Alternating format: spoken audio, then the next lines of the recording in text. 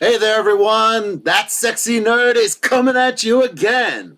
And, well, I discovered this. I've always been a huge fan of history. And again, I was supposed to watch this video around the time I released that Casual Geographic episode.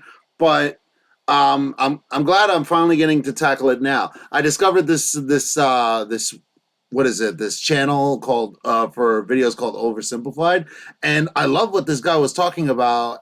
That it was specifically on World War I, World War II. I didn't get into much. Also, I saw the thing on the Emu War. Holy crap! Australia literally got beaten by emus. Seriously, and all these idiots had to do was put up higher fences. But no, they enter an entire war, which they were losing with emus. It's pathetic.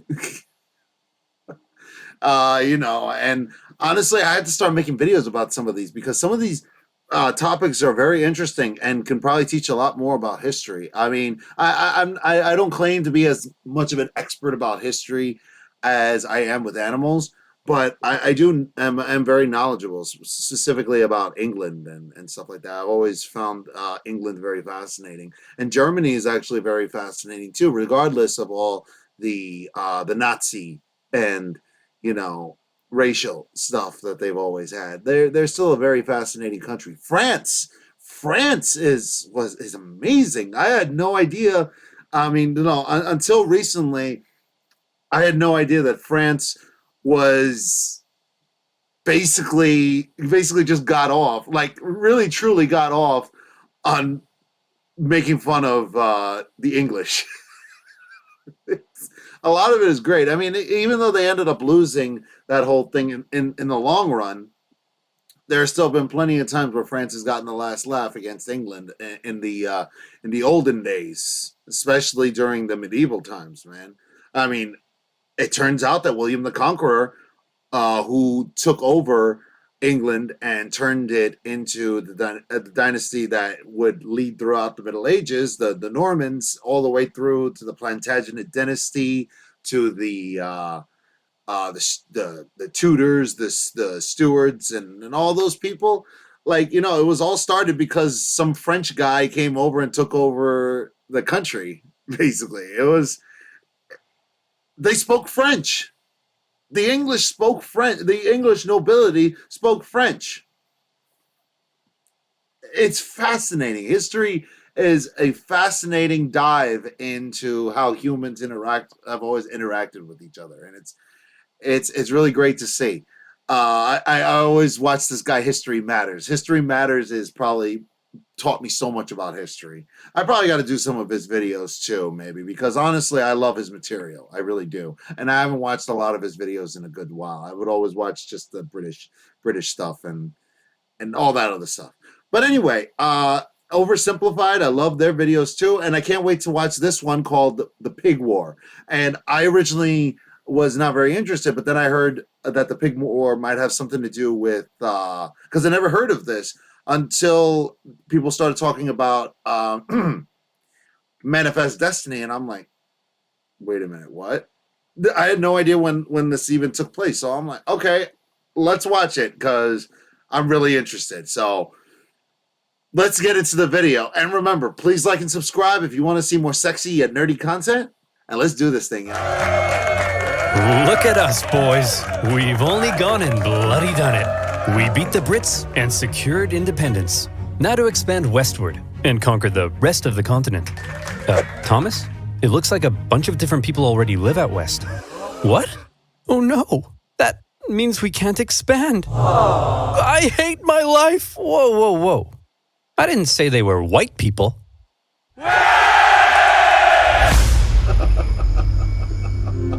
Oh, no. At the end of the Revolutionary War, when the United States secured its independence from Great Britain, the two sides met in Paris to settle the terms.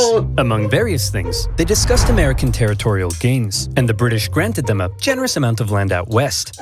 However, Benjamin Franklin appeared to have an additional fascination. Oh, Canada. So voluptuous. You think we can maybe acquire some of that? Quit ogling our territory. But look at those curves. I'd worry less about Canada's curves and more about your own curves, Benjamin. Many in America suggested that one day, the Canadian colonies should become a part of the United States. In response, Britain suggested that many in America should shut the hell up. Well, if Britain wasn't going to give up Canada, then the two sides had to agree on where to put their border.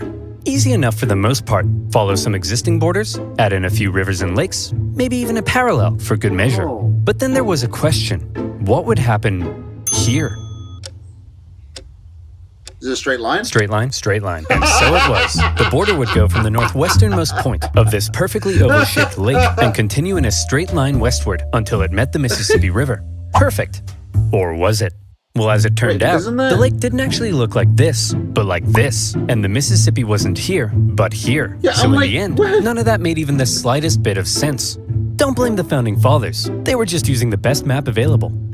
Blame the guy who made it. But to the minds of the day, the issue had been solved, and it was finally time to start getting along. Oh, back to war they go. War of 1812. The glorious War of 1812 Okay. saw the Americans try to invade Canada, and the British burn down the White House. But when all was said and done, it was pretty much a draw. And once again, America and Britain had to enter into peace negotiations. By now, both sides realized the original border they came up with was a piece of hot garbage. And since America had also recently obtained a huge amount of land from Napoleon, You know, on an unrelated note, one of my laptops broke, and I was literally calling it a piece of hot garbage for like the longest time. That's basically my editing laptop, and it just completely broke. And it, but anyway, that just makes me laugh.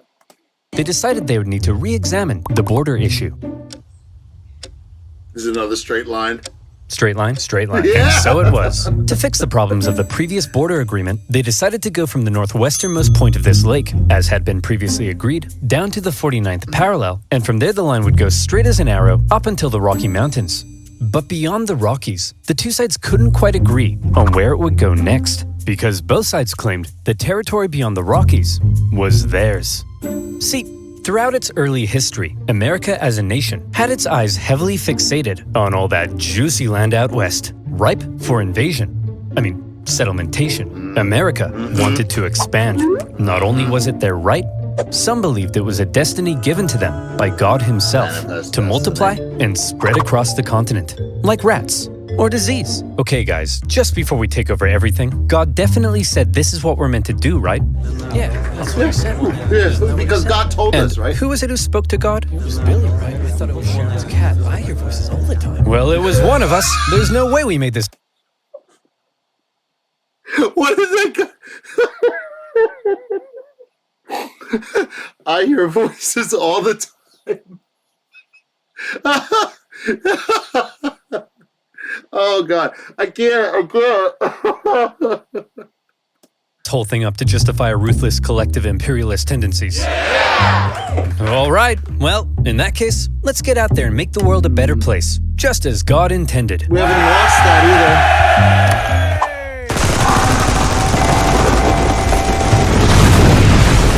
This belief in divinely destined expansion would later be given its very own name, Manifest Destiny. But America wasn't the only one interested in controlling the Western territories. At the time, Canada was made up of a number of colonies, collectively referred to as British North America. This one over here was owned by the Hudson's Bay Company, a British charter company dedicated to turning as many beavers as possible into as many felt hats as possible, as quickly as possible, and the indigenous people became a key supplier. As a result, the British were also eager to control the land out west and secure that region's valuable resources, and in particular, the Great Columbia River was deemed vital to the beaver business. So when it came to the question of what would happen to the border beyond the Rockies, the conversation went a little like this. The line should keep going straight because we're manifestly destined to gain the entire North American continent. No, we need this river so we can keep scalping beaver. Look, why don't we just draw the border along the river? That way we both have access to it. Well, that would be a completely fair compromise that protects the interests of both parties. And there's no way I'm ever going to agree to it! Having come to a roadblock, both sides simply agreed that for now, they would jointly occupy the northwestern territory. They were both free to settle and trade there. But rest assured, the agreement was only temporary. Eventually somebody would get their way. Listen, Yank, we can jointly occupy this land, but I ain't sharing anything else. I don't want to see you using my toothbrush. I don't want to catch you wearing my underwear. And I don't want to catch you using my computer and selling my data to advertisers. Well, then you, my friend, should use NordVPN. What the fuck? Do you like giving strangers your passwords to your most important online accounts? Me neither. And that's why I use bickering over boundaries, manifesting destiny, and a joint occupation of Oregon. And one man living here who felt the territory should be British was James Douglas, the Hudson's Bay Company's no-nonsense chief factor at Fort Vancouver. Ah, what a beautiful, unspoiled corner of the British Empire. I've got my spotted dick, my Spice Girls fan club membership, and an unrelenting negative outlook on life that affects everyone around me. What are you looking at, Stephen? Yes, truly British. Spotted dicks are truly British? Somebody needs to clarify. I don't know what a spotted dick is. What the?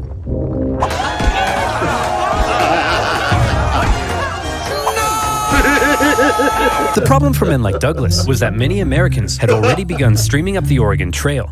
Gunslinging, howdy neighboring, and diarrhea having. By the thousands, they were pouring into... I don't know why I keep watching things I keep watching Buffalo get murdered. First it was Prey, now it's this. The Oregon Territory in search of land to settle and farm. This, however, crowded out the fur trade, and eventually, a very bitter Douglas and the other Hudson's Bay traders at Fort Vancouver were ordered to relocate north to a new base of operations. But the Americans keep coming and they don't stop coming. Hopped in their wagons and they hit the ground running. Didn't make sense to keep sharing Oregon when they outnumbered the Brits more than 6-1. And suddenly, the whole joint occupation deal was being called into question. Newly elected President Polk maintained that America had an obvious claim to the entire region, even implying a possible war with Britain. Fiery language from U.S. senators declared that American rifles would annihilate the Hudson's Bay Company in Oregon, and America even gave Britain notice that it was pulling out of the joint occupation agreement. The British were alarmed as the two sides stood on the brink of war. But in the end, neither truly wanted to fight. The British favored maintaining good economic relations, while the Americans had already gotten themselves into a war with Mexico. So after a bit of back and forth, the British finally said, "Fine, you wanted a straight line? There's your straight line." And so, the agreement was made. The border would continue directly to the Strait of Georgia, but because the British insisted they keep Vancouver Island, it would then move south through the center of the channel and on to the Pacific Ocean. Finally, the issue of the northwest border had been solved. Hold the phone. Discrepancy detected. Enhance frame, 200%. Enhance. Enhance. Oh, too far. Perfect. Now, show me the exact wording of the treaty. The line of boundary goes to the middle of the channel, and thence southerly through the middle of said channel? But there's loads of channels. So, you tell me, dear viewer, which channel is the treaty referring to? And therefore, who owns these islands? Is the wording of the treaty... Did they say which channel? Oh, man. Maybe a little too vague? Well, that's exactly the problem encountered by the people living in the area. The British insisted that the channel intended by the treaty was the Rosario Strait, and therefore, the islands were British. The Americans, on the other hand, argued that the intended channel was the Harrow Strait, and therefore, the islands were American. At times, the debate became rather heated. Even the individuals who negotiated and signed the treaty at times didn't seem entirely sure which channel the treaty meant, and representatives from the Hudson's Bay Company begged them to make it clearer. But thousands of miles away, the people in power simply had more to worry about than some tiny islands in the middle of nowhere. Order! Order! Shut up! All right, listen up. We got a lot to get through. The 7th Earl of Chissingham says he encountered a foul beast in the fields of Upper Fardingdom late last night and put this sketch together? That's a poor person, Darren. Next, Lord Piddlingham says he has a new mole on his backside? How is that parliamentary business, George? Oh, some islands in the Pacific Northwest are in dispute and could lead to a war with America? Boring! Fine, let's take a look at that mole, George. And so, for now, the Okay. islands were simply held in dispute.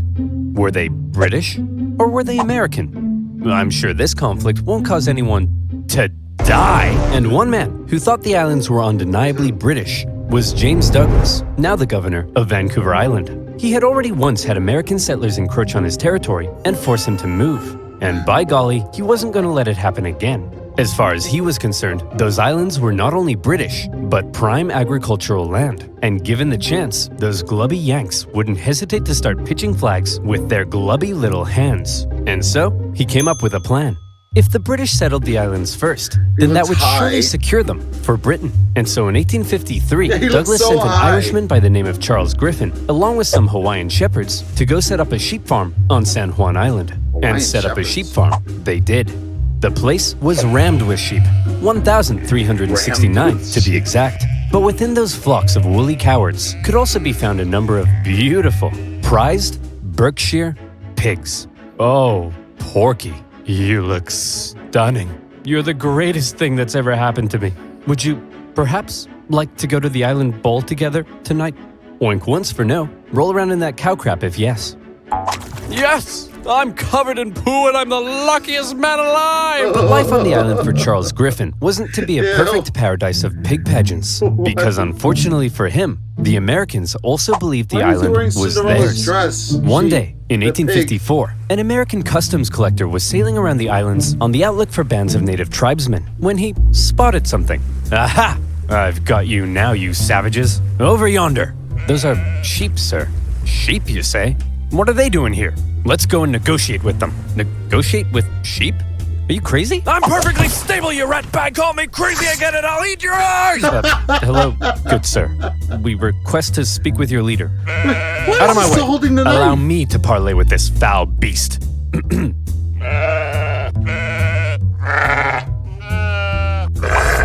Hey, stop threatening my sheep. Your sheep? You mean to tell me that you, a British subject, have illegally imported How do you know these he's a sheep British into subject? American territory? I'll have you know that you, an American, are currently trespassing on British territory. The Americans felt that they were entitled to collect taxes on the British property, because the island was American, and they threatened seizure if dues weren't paid. The British, meanwhile, threatened to Why? arrest the Americans, because the island was British, and the two sides were in a standoff. To give Charles Griffin the legal power to deal with the American trespassers, Douglas said, "Hey, put on this wig." Boom. You're a magistrate now. And in turn, Griffin went to one of his Hawaiian shepherds and said, "Hey, I'm making you a constable. Put on this badge." The British then went off to arrest the U.S. Customs inspector. But being an American, he emerged from his tent with 4 pistols and a giant knife, so the Brits had to back down. Eventually, raids by northern tribes chased the U.S. officer from Really? the island, but the Americans weren't done yet. Officials from nearby What year Whatcom is County this? in Washington Territory believed the island fell under their jurisdiction, and they decided it was time to make the British pay up once and for all. They sent one Sheriff Barnes to go confront Charles Griffin. "Hey, you owe us $80.33 for all this farm stuff you got." What? Why did he hit himself in the face with the calculator? Oh, I gotta stop. Here, go suck an egg. Oh. I see. So that's how it is, huh? That's how it's gonna be, is it? That's the way in which things are, eh? That be how it will, is it? Will it be how that is, huh? That be the way in which things be the way they are, is that? Get off my property! So the sheriff and other Whatcom County officials felt they were now well within their rights to seize man. and auction off Griffin's sheep in order to recoup lost taxes. And who would they auction these prized breeding rams off to but themselves? Then, in a pretty chaotic scene, they worked to tie the rams to their boats. And when Charles Griffin came running to rescue his kidnapped sheep, being Americans, they pulled out guns on him, and he had to back down. In all, Charles Griffin lost 34 breeding rams, and he was furious. The British complained to the American government, who were shocked to hear what had been going on at their northwest border. And both governments told their officials in the area to back off. We're not trying to start a major war over some dumb sheep and a stupid island. But also, the islands are definitely ours. Under no circumstances let the other side have them. For now, both governments agreed to set up yet another boundary commission to decide which channel was the correct border. But it often devolved into petty bickering. The British did make one interesting suggestion, though. We could draw the border through this middle channel and split the islands between us. Well, that would be a completely fair compromise that protects the interests of both parties. But And there's no way I'm ever gonna agree to it! And in the aftermath of the sheep raid, James Douglas, still stationed at Fort Victoria, became even more cautious of American encroachment into his territory. Mr. Douglas, sir, it appears an Indian has discovered gold in the Fraser Canyon, just north of here. Shut up! Keep your voice down, boy. We can't risk those glubby Americans hearing about this, or our territory here will be infested with them. Oh no!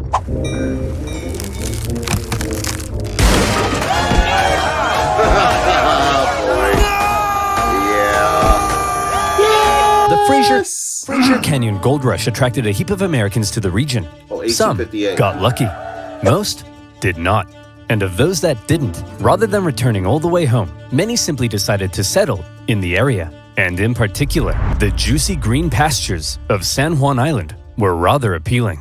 Believing the island was American territory, around a dozen American settlers moved there in the late 1850s. One of them was a man named Lyman Cutler, a young man in his mid-20s and lazy as pie. He didn't want to have to clear a space in the forest to build his home, so he said, I'll just build my cabin right in the middle of this British sheep run. I'm sure that won't make anyone mad. When he planted potato seeds in his garden, rather than building a nice protective fence around them, he said, I'll just fence in 3 sides and hope all these British farm animals have a moral compass and respect my property rights. Griffin's pig was a Berkshire, well known for rooting, and Lyman's fairly pathetic fence made for a bad combination. Numerous times he had had to chase the pig away from his property, and he once angrily marched up to Griffin's home, saying, Hey, British farm idiot, keep your stupid pig out of my potatoes. It is up to you to keep your potatoes out of my pig. Why don't you just make the Griffin was furious with his new American neighbors. They built their homes all over his sheep pastures. Allegedly. And besides, what right did they have to be here anyway? It was British territory. Lyman, on the other hand, swore the local government had assured him his land claims were legitimate, and so to him, the British were out of line. Look at that sick freak. In love with his pig. Isn't that just sick? Yeah, what a freak. Not like our love, Spuddy. Ours is all natural. Yep, just a man and his potato. Nothing wrong with that. But the tension between Lyman and Griffin was just about to explode. Why is the pig standing up? What the? Spuddy? All right, you damn dirty pig. That's the I love that final one, straw. guys. Oh. Lyman shot the pig. After taking a second to calm down, he felt bad about murdering Griffin's prized boar. Oh, no. So he went to him and said, Hey man, look, I kinda just killed your pig. It was eating my potatoes again, and I don't know, man. I kinda just killed your pig. Killed your pig. Killed your pig.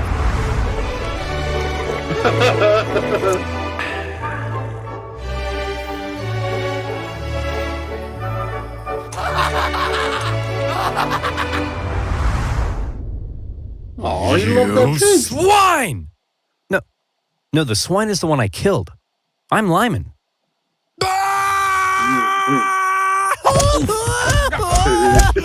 Griffin demanded Lyman pay $100 for the loss of the pig, an outrageous sum at the time. Obviously, Lyman refused, threatening to shoot any more animals that dared enter his property, even threatening to shoot Griffin himself. When Griffin complained to James Douglas, British officials went and confronted the pig killer. Again, they insisted he pay up, and if he didn't, Lyman claimed they threatened to arrest him and take him back to Victoria. British officials arresting an American on American soil and trying him under British law? Now that's controversial. And it's a controversy that attracted the attention of an American general in charge of the Department of Oregon, one William S. Harney.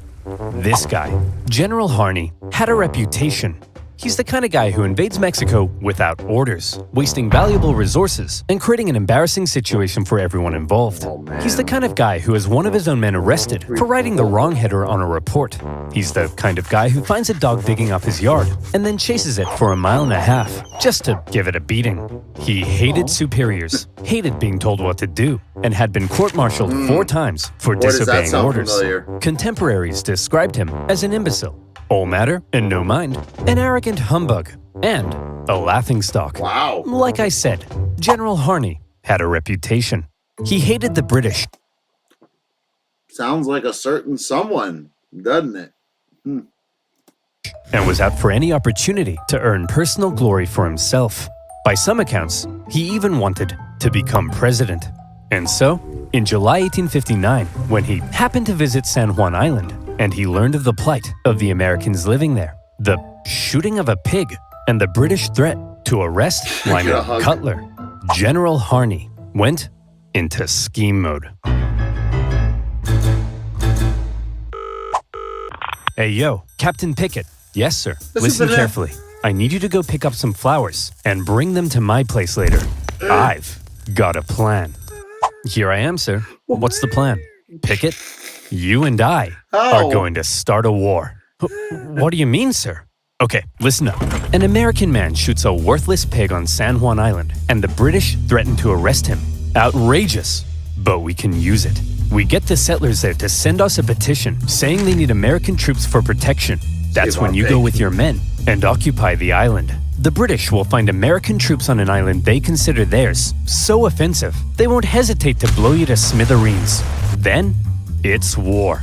We bring in reinforcements Wait. and we fight back. Won't they I'll be write to dead? Washington, D.C., letting them know what's happening. But here's the kicker. My letter will take 6 whole weeks to get there. Before the government even gets a chance to respond, telling me I'm an idiot and ordering me to cease fire, the island will be ours. Hell, we could even invade Vancouver Island or British Columbia. It's foolproof. What? Wow, very impressive, sir.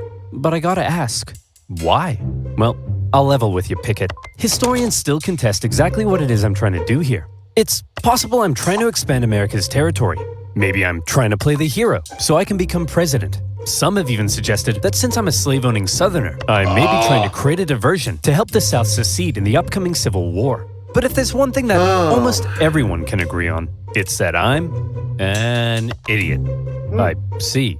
But hold on, what'd you tell me to bring flowers for? Because, Pickett, they're pretty and I like them! There are also historians who believe that Harney and Pickett had no secret plan at all, and were not scheming masterminds, but simply hot-headed I buffoons, think that's the genuinely more outraged believable at the thing. audacity of the These British people and sound trying to stupid. protect American citizens. But the fact of the matter is, Pickett took the very controversial and extremely provocative act of landing American troops on disputed territory. He set up his camp in a very exposed position and erected a very provocative sign proclaiming that only American laws applied on the island. It was almost like he was asking to be fired upon. Or, again, maybe he was just an idiot. When a British official sent to the island to get rid of the unruly The way he American looked. settlers now saw that there were American troops, he demanded they leave. He was obviously told to go suck an egg. When Douglas found out, he was enraged. To him, the American landing constituted an invasion. Harney sent a report back to the War Department in D.C., justifying his actions with exaggerated claims of British villainy. But he knew it would take 6 weeks to get there, and another 6 weeks for their reply to come back. For now, the situation was entirely in the hands of local military and government officials, and the ball was in the British court. Would the temperamental Governor Douglas and the powerful British Navy respond to the American provocation with force? Were Britain and America really about to go to war over the shooting of a pig? I cannot believe Well, I never heard of if this. one man were to have his way, it's entirely possible they would. James Douglas had already had Americans force him out of Oregon. They had threatened his position in Victoria during the gold rush. Now they had invaded his island, and he had had it. It was time to turn to the Royal Navy. You, Captain Hornby, go to the island and prevent any more Americans from landing. And take this magistrate with you to arrest Captain Pickett. Use force if necessary. Just don't do anything to start a war. Wait, you want me to use force but not start a war? Oh, I'm sorry. Is that too much to ask? princess! When Captain Hornby got to the island and saw that the American force there was even larger than expected, his concern grew. He sent word back to Douglas, who in response ordered even more ships to the island. And at this point, the naval officers were like, "Hey man, let's talk." They were concerned Douglas's escalation was leading them to war, and they convinced him it probably wasn't a terribly good idea Probably to just because go up he's to an high. American military captain with his armed men and say, Good. "Hey bucko, you're under arrest. Please don't shoot me." Douglas gave in. To prevent any hostilities, he canceled all orders and told the Navy, for now, to simply keep an eye on the Americans. He did send one more ship for good measure. Captain Pickett, now seeing hostilities, he canceled all orders and told the Navy, for now, to simply keep an eye on the Americans. He did send one more ship for good measure. Captain Pickett, now seeing the British ships with their guns aimed directly at his exposed camp, said, "See, Jeff? Look at that. We're about to get blown to bits. All according to plan." Hang on. Oh crap, Jeff, we're about to get blown to bits! Run! Pickett hastily moved his camp from its very exposed position man. to another position, which, as it happened, was also very exposed. Yeah, what the hell? It probably won't surprise you to learn Pickett came dead last in his graduating class. Nearby American and British officials began showing up to ask Pickett what the heck he was even doing. Then, a bunch of tourists showed up, because a major war breaking out in their doorstep was the single most exciting thing to ever happen in any of their miserable frontier lives. Ooh, boy. One Charles Griffin was particularly unhappy. First, his pig had been shot. Now his sheep pastures were being trampled by soldiers and tourists alike. He complained to Governor Douglas, Make money who out of was it. still pretty upset about the whole thing. Douglas felt British honor itself was at stake. So he decided that if American forces were allowed to be on the island, well then by golly, the British should be there too. It would be a joint military occupation. Upon hearing Douglas's new plan to land British troops on the island, Captain Hornby decided to go speak with Pickett in person. After informing him of the plan, Pickett replied that if they dared land, he would open fire. So there they were. The British had orders to land. The Americans had orders to prevent their landing. This was it. War. Over a small island in the middle of nowhere. Over a pig and some potatoes. Over whether the US-Canada border looked like this or like this. It was stupid. Changed. Hold on. This is stupid. To heck with it. I'm not landing those troops. I'm not gonna be the one who starts a war. The captain decided not to follow Douglas's order. And good thing he didn't, because pretty soon after that, the leading British admiral in the entire Pacific region showed up. Rear Admiral Baines outranked Governor Douglas. When he heard of everything that had been going on, he was stunned. But when he heard that Hornby had refused Douglas's plan to land troops, Baines could have kissed him. Whether he did or not, history doesn't tell. But I like to think they did. The Rear Admiral canceled all of Douglas's orders and instead pursued a policy of not interfering with the Americans until he could contact the British government. The Americans, not knowing the British no longer intended to land, had sent reinforcements and began fortifying. But even still, the British Navy did nothing. And finally, when word made it across the planet, informing the two governments of the ongoing crisis, everyone was shocked. Holy crap! Harney landed troops on disputed territory? Man, I hope the British don't find out about this. Buchanan? Oh crap! The British! Why are we getting reports of American troops on San Juan Island? Whoa, whoa, whoa, whoa. Buchanan. I don't know, man. Nothing to do with me. But you're the president. What? Breckenridge? Am I the president? Yes, sir. And hey, we got a problem. It looks like the southern states are considering seceding, and we're headed for the biggest crisis in the history of the nation. Did they even And it's know about that your back job to then? fix it, sir. Sir? Oh Thought it was during no. Lincoln. Go away. Not the curtain again, Mr. President. I'm not here. Buchanan. Back in the Pacific Northwest, Harney was beginning to realize the government may not be terribly impressed with his reckless actions. Oh, you So he think? began firing off even more aggressive letters, justifying what he had done. Tell him the British were sending bands of Indians to attack our men, and that they're big meanies with coal for hearts, and that they made me cry like a little girl. Wait, no, that makes me sound weak. They made me cry like a big girl. Yeah, that's it. When the president received Harney's new letters, his anxiety only grew stronger. Oh, crap.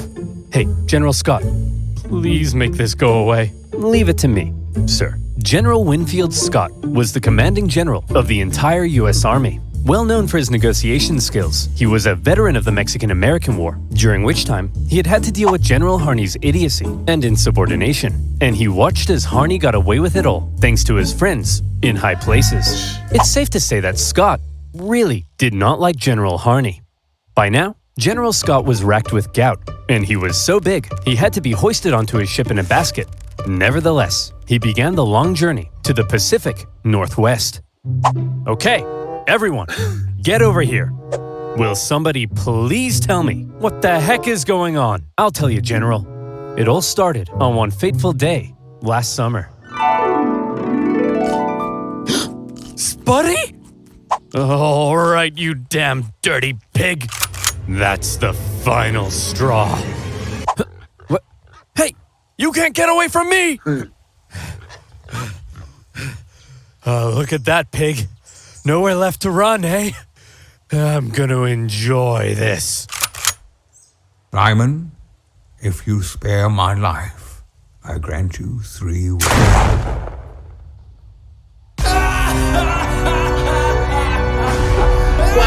Why was the pig played So by you Morgan see, Freeman? General, the pig wasn't even on his property when he shot it. Liar! He's lying to you, General. I'll tell you what really happened.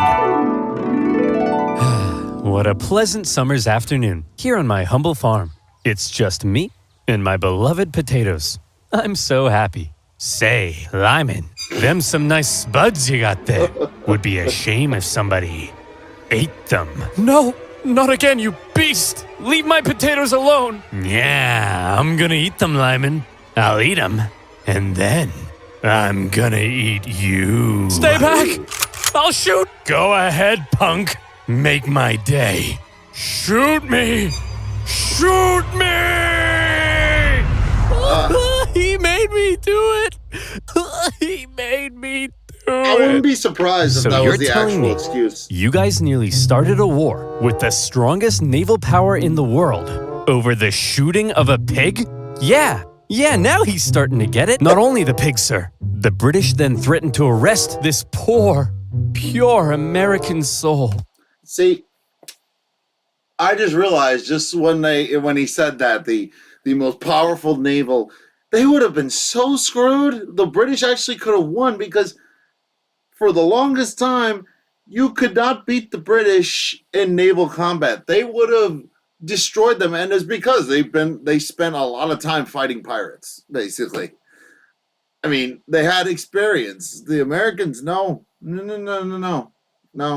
They would have lost. I mean, ground, yes. On the ground, yes. But a naval battle, they would probably have had to give up the land here.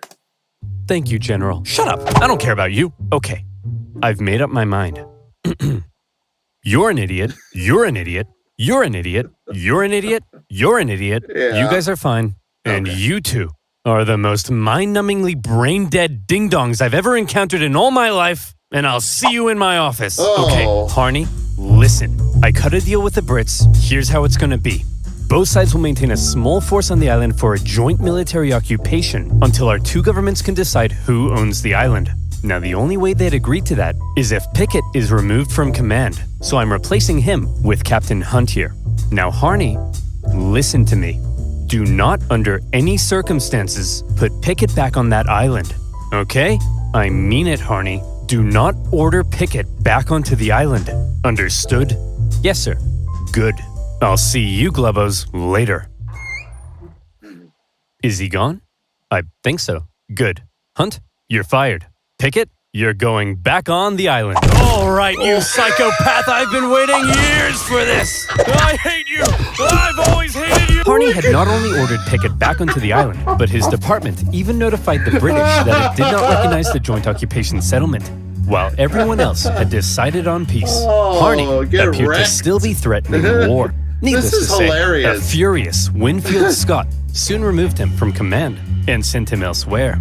In Harney's absence, the joint occupation went ahead, and the troops actually got along together quite well. The British attended 4th of July celebrations at the American camp, Oh, while the that's Americans nice. visited the British for Queen Victoria's birthday. Even Pickett became good friends with his British counterpart. War, it seemed, had been avoided. thanks The largely hell are to they the doing? level-headed actions of the Royal Navy and General Winfield Scott. Of course, the islands were still in dispute, and the question of who exactly owned them still had to be answered. That answer would have to wait, because while San Juan was at peace, the nation was tearing itself apart. When Civil War broke Yeah, out in okay. 1861, the issue of San I gotta Juan watch that just one. wasn't that important. Harney, despite being a Southerner, remained in the U.S. Army, but was eventually Really? removed from command at St. Louis when his loyalty to the Union came under suspicion. More famously, Captain about to Pickett, say. a native Virginian, went on to become a Confederate general. Ah, Pickett's charge that's where I at the heard of Battle of Pickett. Gettysburg remains one of the most famous It was that moments same of the Pickett, huh? entire war and marked a major turning point. U.S. relations with Britain actually soured during the war. The British, missing their supply of southern cotton, initially looked like they may intervene on the side of the Confederacy. There was the Trent Affair, when Confederate diplomats were discovered and right, arrested right, on a yes, British yes. mail steamer. And then there were the British-built ships, sold to the Confederacy, that wreaked havoc on northern commerce. Really? When the Civil War ended, furious American politicians called on the British to pay reparations. And by Okay. now, a long list of hot issues existed between them. And yes, on that list remained, 12 years later, still the issue of who owned these gosh darn islands. That issue, it was finally agreed, would be submitted to international arbitration. The Empire of Germany would decide, with the British and Americans presenting arguments. Really? The American argument was reportedly presented with a little more pizzazz, a little more zing. And in the end, when the Germans made their decision, Yeah, the they British are not awarded good the at San zing. Juan Islands to the United States. When an Wow. aging Douglas heard the news, he said that there was no possible way the British argument had been presented correctly.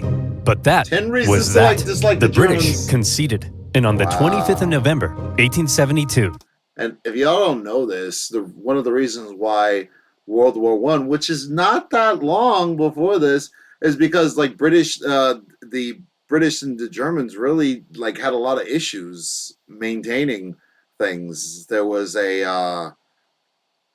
most notably the British and the Germans were like trying to outdo each other with naval combat, and they were looking at it as like a challenge to their power.